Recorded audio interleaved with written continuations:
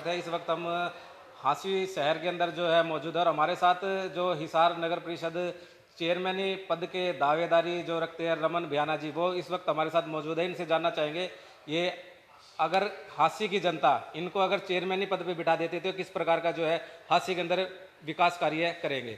Sir नमस्कार जी। में आपका स्वागत है। और आपको जो है जनता ने जो इस चेयरमैनी पद के लिए जो है दावेदारी के लिए उतारा है, तो आप जो हांसी का जो विकास कार्य किस प्रकार से देखते हैं, किस प्रकार से आगे करोगे? पहले तो आपका भी स्वागत और आपके सभी दर्शकों का स्वागत है और आपका अभिनंदन करता हूं। और विकास कार्य की बात आ रही है, आपने पूछा, और मैं तो एक चीज़ ये कहना चाहूँगा आपके चैनल के माध्यम से, अब तक भी जितने भी चेयरमैन पद के उम्मीदवार हांसी के लिए आए हैं, हांसी नगर परिषद के लिए, उन सभी का एक ही बात कहना है कि मैंने चेयरमैन बनना है। किसी ने ये नहीं कहा कि चेयरमैन क्यों बनना है, सिर्फ एक ही बात कहते हैं। ना तो उनके पास कोई मुद्दा है, ना ही उनके पास कोई विज़न है। और दूसरी बात जरूर कहना चाहूँगा, नगर परिषद चेयरमैन चुनाव के लिए ताल ठोकने से पहले मैंने एक बात रखी थी कि हांसी माँ हमारी कैसे आगे बढ़े, और हम एक विज़न लेके आए हांसी माँ के लिए। उसका विज़न का क्या है कि हांसी हमारी कभी राजधानी हुआ करती थी, कभी ज़िला हुआ करता था, आज तहसील है। और सही मायने में आज उसको उप तहसील का दर्जा भी दिया जाए, वो भी बहुत ज़्यादा है। जो हालात हैं, बदतर हालात हैं हमारे हांसी के। कोई भी आप देख लीजिए, 3 किलोमीटर टोटल दायरे के अंदर हमारा हांसी शहर है, और उसको अगर एक कोने से दूसरे कोने तक जाना हो तो 1 डेढ़ घंटा आराम से लग जाता है। सब सारी सड़कें टूटी हुई हैं, सीवर व्यवस्था खराब है, लाइट की कोई व्यवस्था नहीं। और जो तारे हैं आज भी बाबा आदम के ज़माने की तारें लगी हुई हैं, फाल्ट आने देर नहीं लगती। और कहने का एक ही है कि जो विकास के मुद्दे हैं, हमने इसी को सबसे बड़ा प्रोजेक्ट बनाया है। हांसी की जो सीवर व्यवस्था है, जल भराव है, वो ठीक किया जाए, पानी व्यवस्था ठीक किया जाए, बिजली की तारें वगैरह ठीक किया जाए, और सीवर की व्यवस्था ठीक की जाए। और हांसी के लिए हम एक विज़न लेके आए, उस विज़न को हमने एक प्रारूप दिया। पृथ्वीराज चौहान की धार्मिक व पर्यटन नगरी हांसी में आपका स्वागत है। ये कैसे स्वागत हो?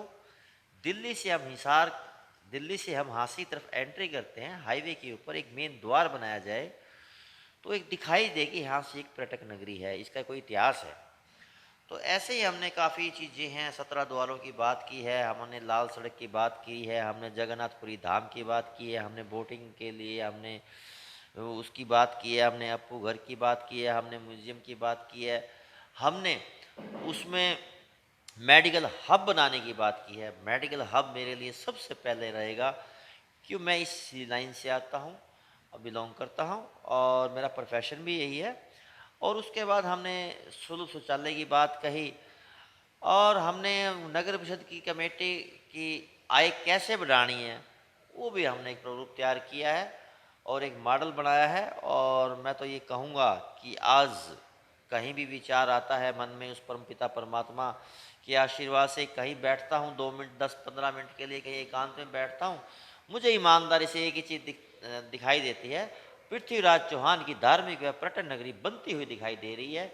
और ये हांसी की जनता बनाएगी, और ये यज्ञ है, इस यज्ञ में मुझे पूर्ण विश्वास है, हांसी की जनता 100% इस जो विज़न है इसको साथ लेके चलेगी, और ये चुनाव रमन भ्याना का ना होकर ये हांसी की जनता का चुनाव बन के रहेगा, ये मैं आपको विश्वास दिलाता हूँ। क्या ये आपने जो कहा है कि ऐतिहासिक नगरी जो है हांसी को जो है बनाया जाएगा, इसको जो है अच्छी से तरह से जो है इसको जो है दर्शाया जाएगा, ताकि कोई भी लोग जो बाहर से आए तो उनको पता चले कि ये एक ऐतिहासिक नगरी है और यहाँ पर रुके और यहाँ पर जो है उनको देखने का कुछ यहाँ पर जो है देखने का मौका भी मिले।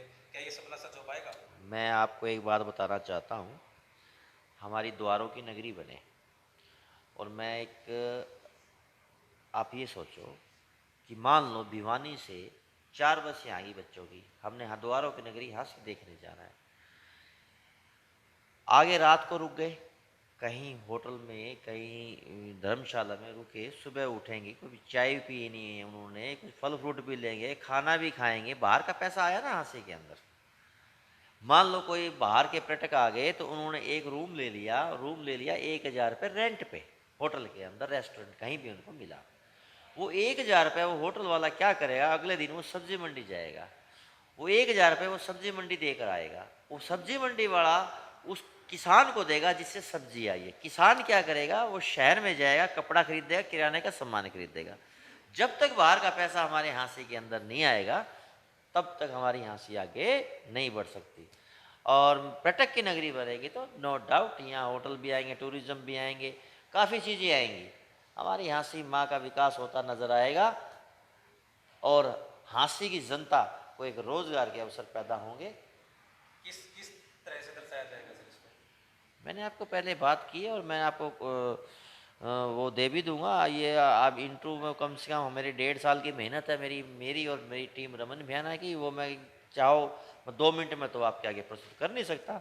ये तो जो भी हम लेके आए तो मात्र 5% है, आगे देखना क्या होता है। एक सर, आप हांसी के विधायक विनोद भैयाना के काफ़ी नज़दीकी रह चुके हैं, तो आप कह रहे हैं कि जल भराव की जो समस्या है वो आज तक भी हांसी की जो है दूर नहीं हो पाई है, तो क्या लगता है आपको, क्या आप चेयरमैन का पद अगर पे जनता आपको बिठा देती है तो क्या इस समस्या से छुटकारा मिल पाएगा?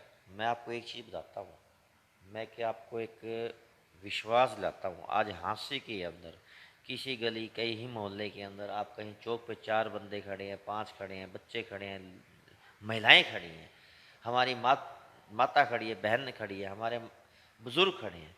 आप एक ही क्वेश्चन करना कि आपका हांसी का विकास कौन कर सकता है, उनकी एक ही आवाज़ आएगी, हमारा रमन, हमारा बेटा रमन। तो अब तक रुका क्यों है सर ये विकास? क्योंकि विधायक भी आपके अपनी विनोद भैयाना जी है, वो कह रहे हैं काफ़ी हमने ग्रांट पास करवा दी गई है, लेकिन फिर भी जो है वो समस्या उनका इस काम समस्या है। है। देखो पहले मैं उनके नज़दीक रहा, उनका एक पारिवारिक सदस्य हूँ मैं, और 20 साल तक मैंने ही उनके इलेक्शन की कैंपेनिंग की और 5 इलेक्शन तक। अब मैं उनका पहले 5 साल मैंने कार्यकाल 2 बार विधायक बने हो, पहली बार देखा तो चलो कोई बात नहीं, काफ़ी खामियां देखी मैंने, कोई दूसरी बार, लेकिन उनमें मुझे नहीं दिखाई दे रहा कि वो कहीं, वो एक्चुअल में क्या है कि जो इंसान, व्यक्ति कोई गलत नहीं होता, उसके कार्यों से पहचान होती है। अगर गलत कार्यों की निंदा की जाए, बुराई की जाए, वो बुराई नहीं होती। बुरे को बुरा कहना अच्छा काम है, कह सकते हो आप, और मुझे नहीं लगता कि वो हांसी के लिए कुछ आगे कर पाएंगे। यानी कि आप चेयरमैन पद पर बैठने के बाद तो हांसी का फुल जोर से जो है विकास कार्य किया हम नहीं कर पाएंगे। होगा क्यों नहीं, सच्ची लगन है, कड़ी मेहनत है, खुद से वादा है। महिलाओं के लिए क्या कुछ करोगे सर? महिलाओं के लिए एक सिटी बस की व्यवस्था की जाएगी, जो हमारा नेहरू कॉलेज है, महिला कॉलेज है, और एक इधर आईटीआई है। हमारे बच्चों को कोई प्रॉब्लम्स ना हो, एक सिटी बस चलाई जाएगी उनके लिए। तो ये थे हमारे साथ रमन भैयाना जी, और इनका साफ तौर से ये कहना है कि अगर हांसी की जनता इनको अगर चेयरमैन पद के पर बिठाती है तो ये हांसी के विकास को जो है जोर शोर से करेंगे, और एक हांसी जो एक ऐतिहासिक जो है नगरी मानी जाती है, और उसको इस प्रकार से जो है दर्शाया जाएगा कि आने जाने वाले लोग भी जो है इसको देखने के लिए यहाँ पर जो है रुके।